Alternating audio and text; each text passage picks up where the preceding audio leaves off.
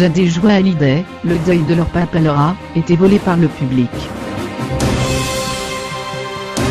Comment faire le deuil d'un père, quand il était adulé par des millions de personnes, qui partagent notre peine même, ne nous permet pas de faire face au décès dans la tranquillité? Jade et Joie ont dû faire face très jeunes à la disparition de Johnny Hallyday, avec difficulté, sous l'œil du public et son adoration parfois lourde à porter.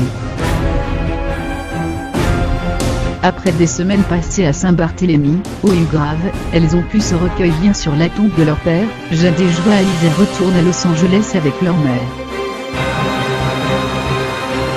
Laetitia a fait le choix de revenir chez elle, dans leur maison de Pacific Palisades, pour le bien de ses filles. Là-bas, elles retrouveront le quotidien, leurs amis, leur école. Tout comme avant, quand Johnny était encore là. Ce départ sera peut-être bénéfique.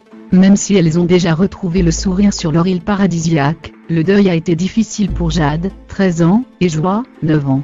D'après le psychiatre Stéphane Clerget, interrogé par Le Point, la réaction des fans de Johnny Hallyday à l'annonce de sa mort a pu priver ses filles d'un deuil nécessaire, plus personnel, privé.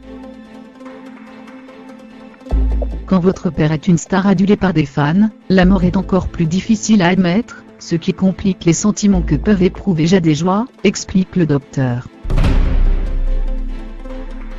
Pour ne rien arranger, leur deuil a été volé par le public. Faire son deuil, c'est en quelque sorte incorporer le défunt, mais quand tout le monde se l'approprie, il ne reste plus grand-chose pour les proches. Les adultes arrivent à faire la part des choses entre la sphère privée et publique, mais pour les enfants, c'est plus difficile. Selon Stéphane Clerget, le fait que Johnny Hallyday soit enterré à Saint-Barth est une bonne chose pour Jade et Joie. Laetitia permet à ses filles de faciliter le temps de l'acceptation.